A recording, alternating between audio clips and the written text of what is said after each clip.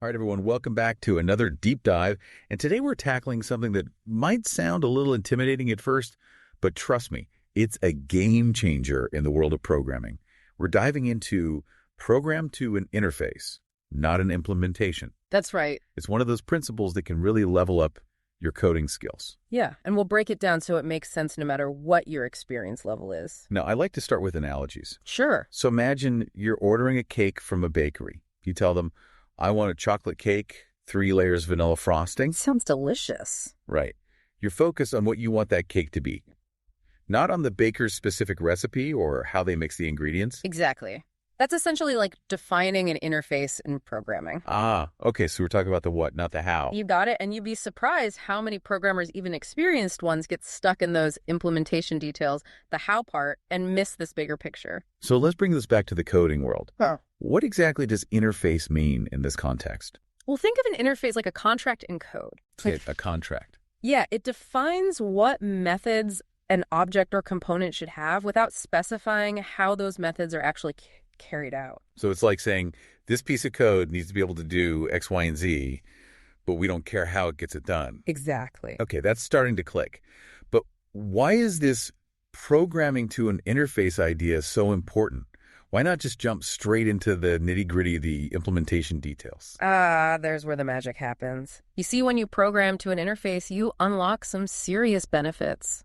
Flexibility, testability, maintainability, all those good things that make a programmer's life easier. Okay, those pricks sound pretty good. Let's break it down. Yeah. How about we start with flexibility? What does that mean when we're talking about interfaces? So let me give you a real-world example, something I actually experienced. I was working on a project for a mobile game company, and they decided to hard-code support for just one type of controller at first. I can already sense this wasn't a good idea. You got it. Later, they realized they needed to add support for different types. Gamepads, joysticks, even VR controllers. Oh, man. That sounds like a coding nightmare. It was. Because they didn't program to an interface, they ended up having to rewrite huge chunks of their game logic every time they added a new controller. Ouch. So how could interfaces have saved them from all that pain? Well, imagine if they had defined a controller interface right from the start. Okay, and what would that look like? This interface would outline the core actions any controller should be able to perform. Things like move left, fire weapon, or jump, basic game stuff. So each specific controller type, the gamepad, the VR controller, would then implement this interface in its own way. Right. Instead of being tied to one specific controller,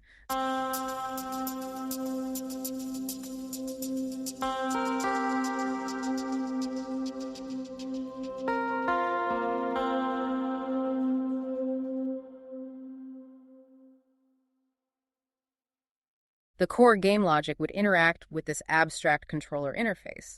So it's kind of like a universal adapter that works with anything that follows the controller rules. Precisely, and that's where the flexibility comes in. I see. So if they needed to add a new controller, they'd just write the code for how that specific controller implements the interface? Right, and the core game logic wouldn't need to change at all.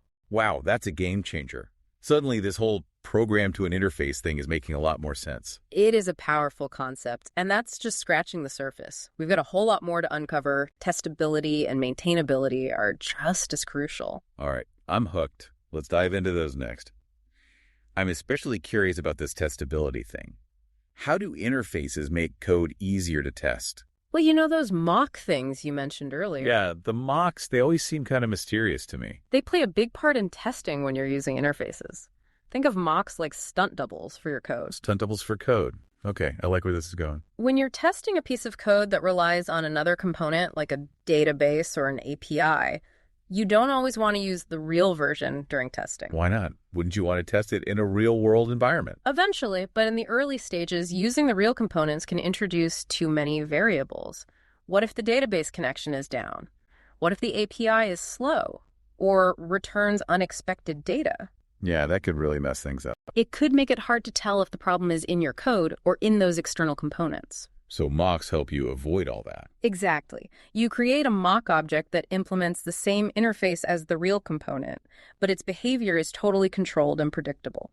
So it's like having a stand-in actor who always delivers their lines perfectly no matter what's happening on set. Exactly. So instead of connecting to a real database, you might connect to a mock database for testing. And this mock database acts exactly how you need it to for your test. Right. And this lets you isolate the code you're testing and make sure it works correctly.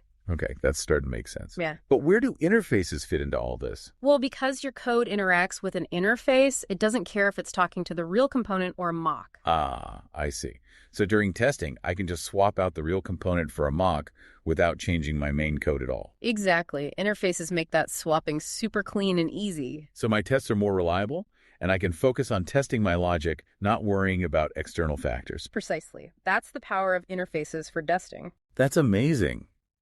I never realized how much thought goes into making code testable. Okay, we've covered flexibility and testability.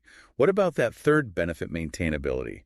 How do interfaces make code easier to maintain over time? Well, think of your code like a house. A house. Yeah, if all the wiring and plumbing are tangled together in one giant mess, it's going to be a nightmare to fix anything or make changes. And one small change could accidentally break something in a completely different part of the house. Exactly. That's what we call tight coupling. And it makes code fragile and hard to maintain. So how do interfaces help us avoid this? Interfaces help us create modular rooms in our code house. Modular rooms. Okay, I'm liking this analogy.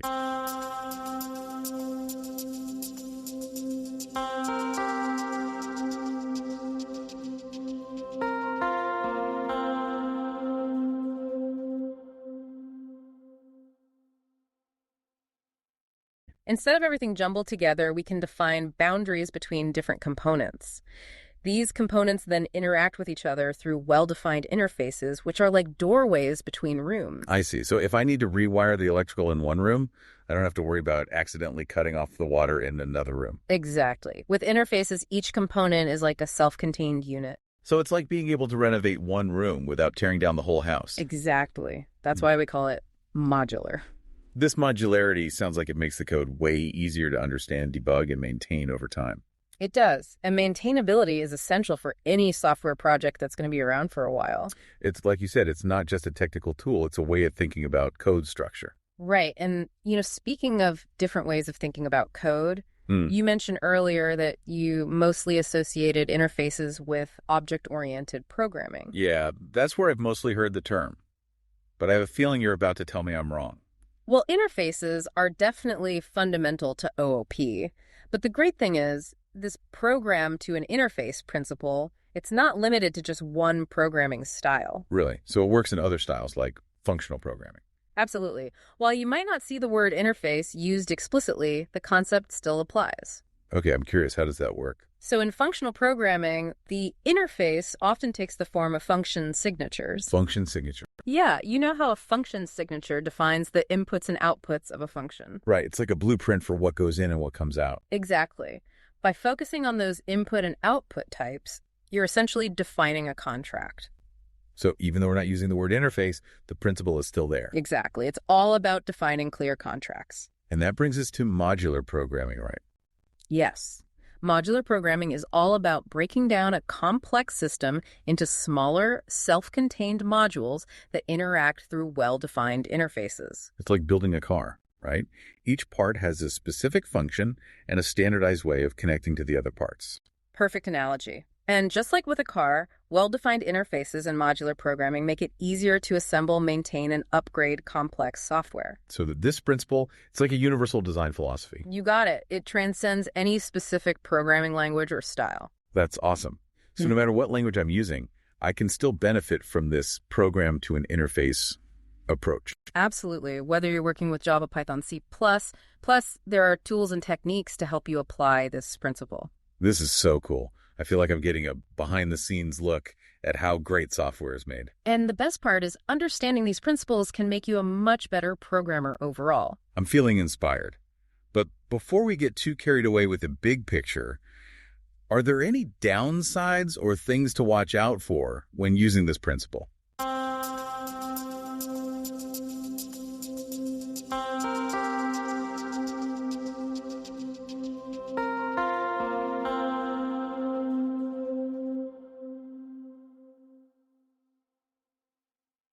That's a great question. Like any design principle, there are trade-offs.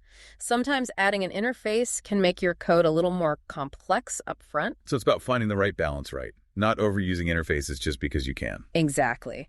Yeah. You have to be mindful and use interfaces strategically. Makes sense. If you're working on a small, self-contained project where flexibility isn't a big concern, a direct implementation might be simpler. It's good to know that even the best principles aren't always one size fits all. It's about choosing the right tool for the job. But for most larger software projects, program to an interface is a principle that pays off big time. This has been so insightful. I'm starting to see program to an interface as more than just a coding technique. It's a way of thinking. It is. It's a design philosophy that can make a real difference in the quality and sustainability of your code. And speaking of thinking differently, Yeah. this principle, it makes me think about how I approach problems in my everyday life. Do I jump straight into solutions, or do I step back and define the underlying need first? That's a great point. This principle can be applied outside of coding, too.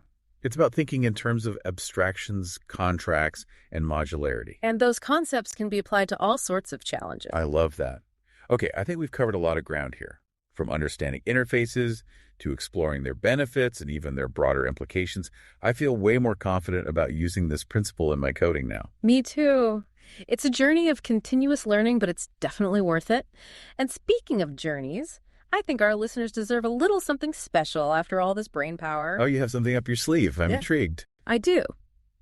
Before we wrap up this deep dive, I want to leave you with a challenge. Challenge accepted.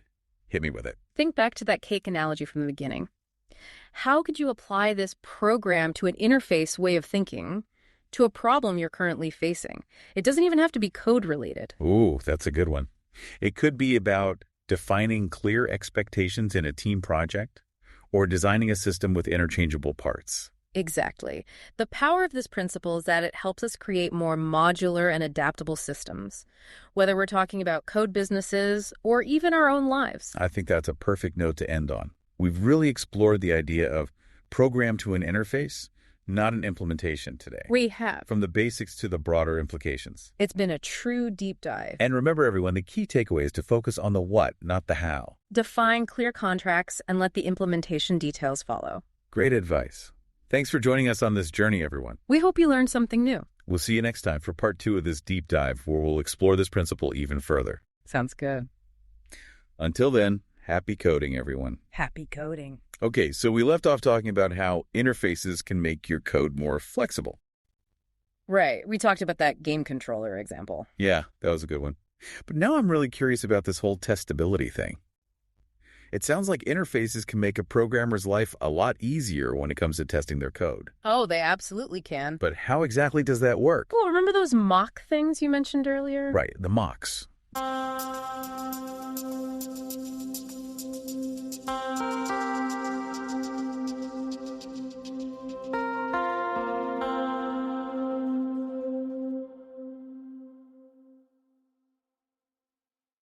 They've always sounded kind of mysterious to me. They go hand in hand with interfaces when it comes to testing. Think of them as stunt doubles for your code.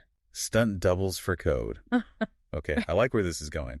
So let's say you're testing a part of your code that relies on another component. Maybe it's a database or an external API. Okay, I'm following. You don't always want to use the real version of that component during testing. Why not? Wouldn't you want to make sure it all works together in a real-world scenario? You would eventually, but in the early stages of testing, using real components can introduce a lot of variables and potential problems. Like what? What if the database connection is down? What if the API is slow or returns unexpected data? Oh, I see. Those external factors could really mess up your test results. Exactly. And it would make it hard to pinpoint where the issues lie. So these mocks help you avoid all those external dependencies. Precisely. You can create a mock object that implements the same interface as the real component, but its behavior is completely controlled and predictable. So it's like having a stand-in actor who always delivers their lines perfectly, no matter what chaos is happening on set. Right. So instead of connecting to a real database, my code would talk to this mock database. That's designed to behave exactly how I need it to for my test. You got it. And this allows you to isolate the piece of code you're testing and make sure it's working correctly without the noise and uncertainty of those external dependencies. So how do interfaces fit into all of this? Well, because your code is interacting with an interface, whether it's the real component or a mock, it doesn't really care which one it's talking to. Ah, I see. As long as they both fulfill the terms of that contract. So my code just sees this abstract interface. Yeah. And during testing, I can easily swap out the real component for a mock without having to change my main code at all. Precisely. Interfaces make this swapping super clean and efficient. So my tests become more reliable, and I can focus on testing the specific logic of my code without getting bogged down by external factors. Exactly. It's a win-win for testability. That's amazing. I never realized how much thought goes into structuring code for testing. Okay, we've covered flexibility and testability, both huge pluses in my book. What about that third benefit, maintainability? How do interfaces make code easier to maintain over time? This one is all about keeping your code base tidy, organized, and easy to work with as it grows and evolves. Imagine your code is like a house. A house. Okay, you've got my attention. If all the electrical wiring and plumbing are tangled together in one giant mess, it's going to be a nightmare to fix anything or make changes. Yeah, and one small change could accidentally break something completely unrelated in another part of the house. Exactly. That's what we call tight coupling.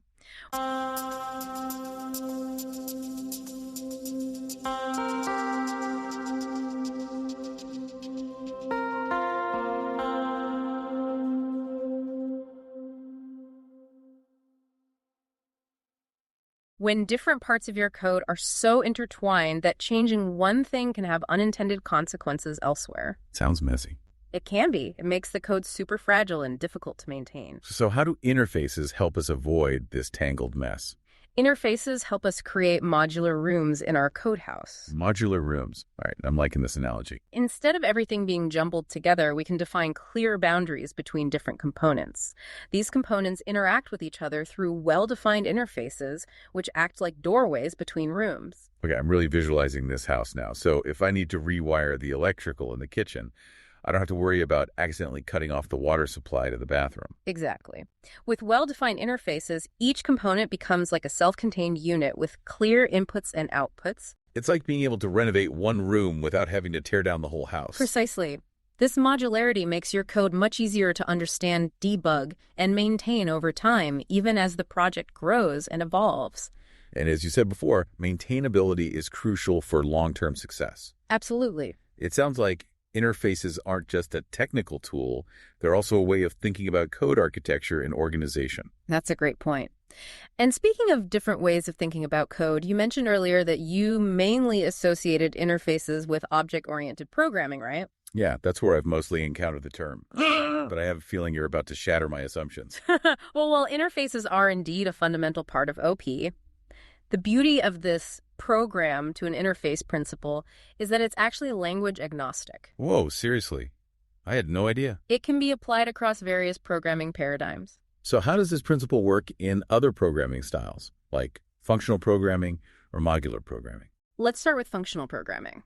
While you might not see explicit interfaces in the same way you do in OOP, the core concept still shines through. Okay, I'm listening. In functional programming, the interface often takes the form of function signatures. Function signatures. Remind me what those are again? Sure. A function signature defines what goes into a function and what comes out its inputs and outputs. Right, like a blueprint for how the function should behave. Exactly. And by focusing on clear input and output types, you're essentially defining a contract for how that function should be used. It's a way of ensuring that data flows through your program in a predictable and reliable way. Right. So even though the terminology is different, the underlying principle is the same, focusing on the what, not the how. Absolutely. And this focus on defining clear contracts is what allows you to build complex systems by composing smaller, well-defined functions together. Kind of like building a complex machine out of modular, interchangeable parts. Exactly. That brings us to modular programming, right? It feels like we're already halfway there. Modular programming is all about breaking down a complex system into smaller, self-contained modules that interact with each other through, you guessed it, well-defined interfaces. It's programmed to an interface in action. It is. It's like building a car, right? Each part has its own specific function and a standardized way of connecting to other parts. That's a perfect analogy. And just like with a car, well-defined interfaces in modular programming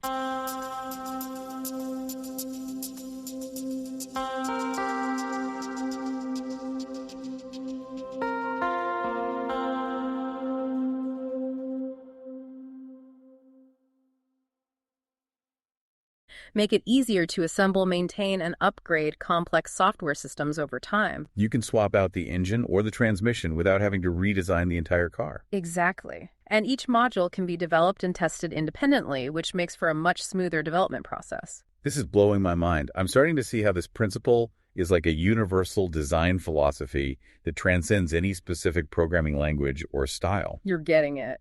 And what's really cool is that many popular programming languages, whether it's Java, Python, C++, or others, have specific features that make it easier to apply this principle. So no matter what language I'm using, I can still reap the benefits of this program to an interface approach. Absolutely. Whether it's using interfaces and abstract classes in Java protocols in Swift or duck typing in Python, there are tools and techniques available to help you embrace this powerful concept in any language. This is incredibly empowering. Yeah. It feels like I'm getting a glimpse behind the curtain of how truly well-designed software is made. And the best part is understanding these principles can make you a much better programmer regardless of what specific languages or technologies you're working with. Okay, I'm definitely feeling inspired.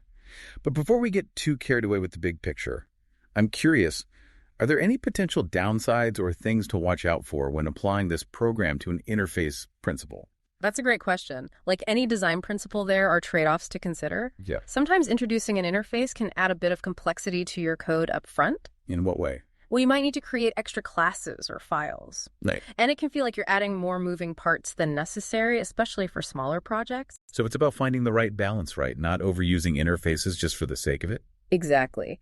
The key is to be mindful of the context and use interfaces strategically where they provide the most value. So when would it not make sense to use an interface? If you're working on a small self-contained project where flexibility and maintainability aren't major concerns, then a direct implementation might be simpler and more efficient. I appreciate that nuance. It's good to know that even the best principles aren't always one size fits all. Absolutely. It's all about choosing the right tool for the job. But I think it's safe to say that for most non-trivial software projects, program to an interface is a principle that can pay off big time in the long run.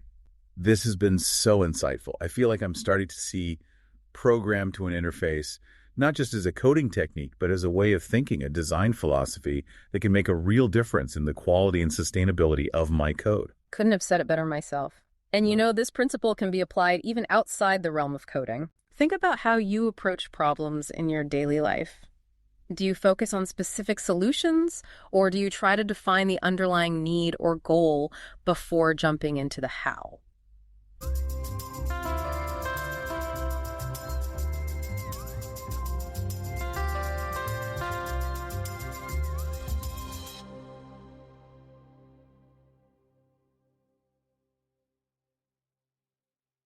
That's an interesting question.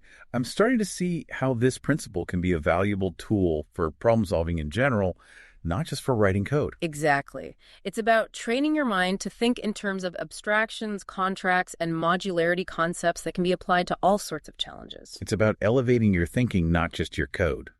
Well said. So we've been talking about how program to an interface, not an implementation, can make your code more flexible, testable, and maintainable. It's a pretty powerful principle. It really is. But you know, as we wrap up this deep dive, I'm struck by how much this principle is about more than just writing cleaner code. It is, isn't it? It's a way of thinking, a design philosophy. Exactly. It's like leveling up your developer intuition. Instead of getting lost in the implementation details, you're thinking more strategically about how all the pieces fit together. Right. It pushes you to think about the big picture, to anticipate future changes, and to design systems that are inherently more flexible and adaptable. That's almost like you're future-proofing your code, right? Precisely. And you know, another thing I've found is that working with well-defined interfaces and modular components, it can actually make coding more enjoyable. Oh, tell me about it. It's like you said earlier, it's like playing with Lego blocks. You can experiment, swap things around, and build something amazing without worrying about breaking everything. Exactly. It brings a sense of order and clarity to what can often feel like a chaotic world. To any of our listeners who are just starting out and might be feeling a bit intimidated by this concept, don't worry. It's all about taking small steps. That's right. Start with a small component in one of your projects. Maybe try defining a simple interface for it, and then see how it impacts the organization, the flexibility, even how easy it is to test your code. And remember, this isn't something you have to master overnight. Even experienced developers are constantly learning and refining how they apply this principle. Well said. It's a journey that evolves as you encounter new challenges and technologies. It's like having a superpower that levels up with you. So to recap, program to an interface, not an implementation, is much more than just a catchy phrase. It's a guiding principle that can truly change how you approach software development. It's about writing code that is flexible, testable, maintainable, and extensible. In other words, code that can adapt and thrive. And ultimately, it's about becoming a more well-rounded and successful developer. I couldn't agree more. Thanks for joining us for this deep dive, everyone. We hope you've learned something new that you can apply to your own coding adventures. Until next time, happy coding. Happy coding.